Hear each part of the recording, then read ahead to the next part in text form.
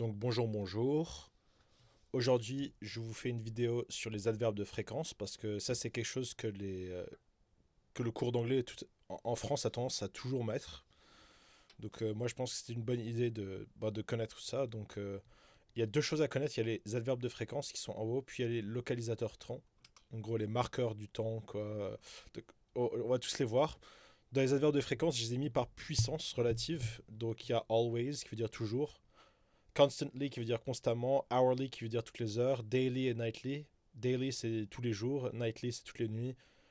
Generally ça veut dire généralement, often ça veut dire souvent, regularly ça veut dire régulièrement, usually ça veut dire habituellement, weekly ça veut dire toutes les semaines, frequently ça veut dire fréquemment, from time to time ça veut dire de temps en temps, sometimes ça veut dire parfois, infrequently ça veut dire de façon peu fréquente, monthly ça veut dire tous les mois de façon mensuelle.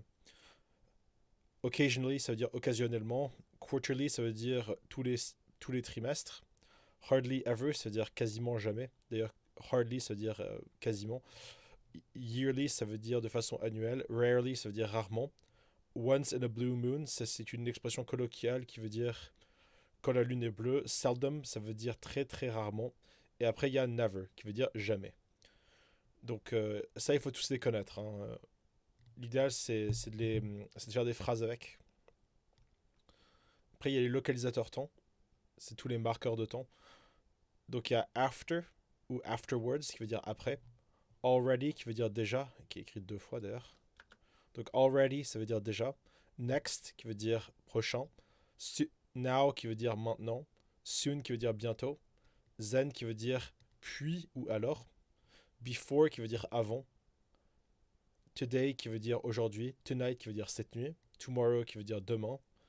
The next day qui veut dire le jour d'après. The previous day, le jour d'avant. Yesterday qui veut dire hier. Previously qui veut dire précédemment. Donc c'est une très très brève vidéo, mais vous voyez que ces choses-là, il faut les connaître. Si vous êtes au collège, vous allez voir ces trucs-là tous les ans, donc autant savoir qu'ils existent et savoir ce qu'ils veulent dire. Donc merci beaucoup et à la prochaine vidéo.